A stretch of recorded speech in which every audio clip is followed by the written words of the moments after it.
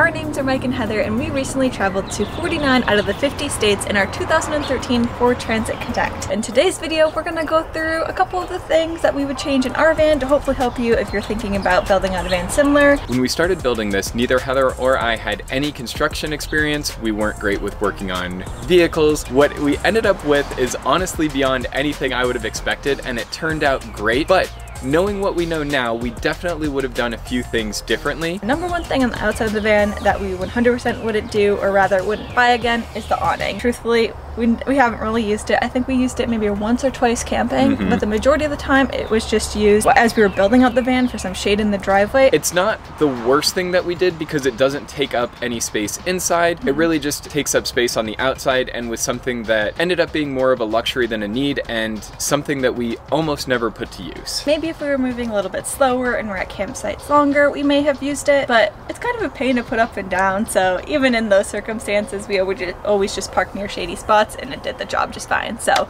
would have saved ourselves 200 bucks and not bought the awning. The first thing that we would have changed, or rather upgraded, in our van build when we originally built our van is our fan. Now we do have a really nice max air fan that was quite expensive. I think it was around $300, and I think that this is the one that traditionally a lot of people who are building out their van go with. And it's no shade to this particular fan itself, but just the unit we would have upgraded. We found ourselves a lot of times traveling in the middle of summer in the desert heat, a couple of times above 100 degrees, and sleeping in the back of this little box. Some nights it felt unbearably hot. Even with all the doors open and the mosquito nets down, there just wasn't enough breeze happening. While the fan worked great in some ways, it provided really excellent ventilation at times. An air conditioner would have been more of a comfort enhancer and made traveling, especially during the summer, a lot more pleasant. We would have splurged and upgraded to an air conditioning unit, which seems like a little bit of overkill for this size van. You don't need one. There's ways to get around it. We do have two little fans that we've attached to our overhead shelves,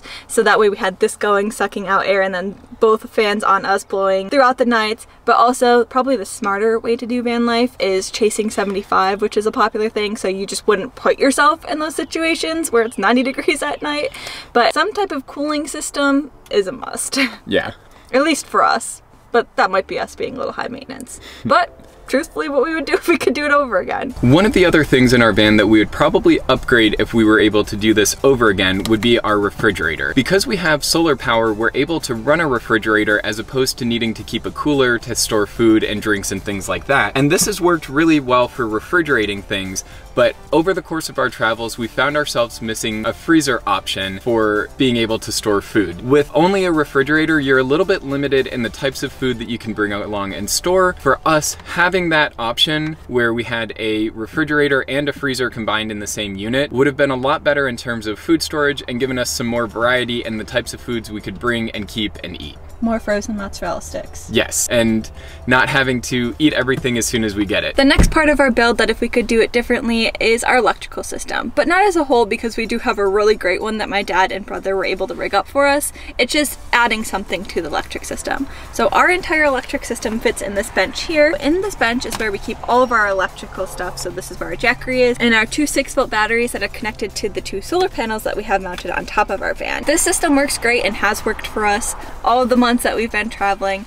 But if we could add one thing, it would be an alternator to be able to charge the batteries while we're driving, similar to how our jackery works. We just wish that we had an alternator charger for our batteries as well, so that way on days that we didn't get very much solar, we could also still use our solar batteries. A quick and easy fix that honestly we just haven't got around to, but definitely doable.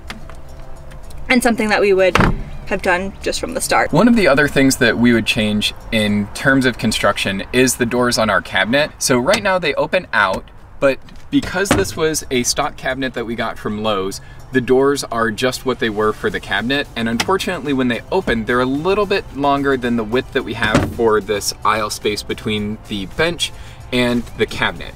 So opening them is always a little bit of a trick, and you kind of have to fiddle with the bed to get them open all the way. This makes it sort of tricky to pull things out or put things in, especially when we're both in the back. Instead of the doors that open on a hinge, what we would have done is take these off and instead mount some kind of sliding door so that we would be able to access this without having to open into a space. That would have given us a lot more functionality in terms of getting things in and out a lot more smoothly without dealing with that kind of action. Last but not least is the bed design. In terms of function, this has done everything that we could ask for it. It provides a nice bed area and a bench, and it allows us to have a multifunctional space back here, which is what we really wanted from the beginning in the build. The only problem is, if you look, we have multiple cushions, and the problem with multiple cushions is during the night they sometimes separate and leave you with an uncomfortable, uneven surface. Instead of this type of design, I think we would have looked maybe more at a futon type folding bed that would have had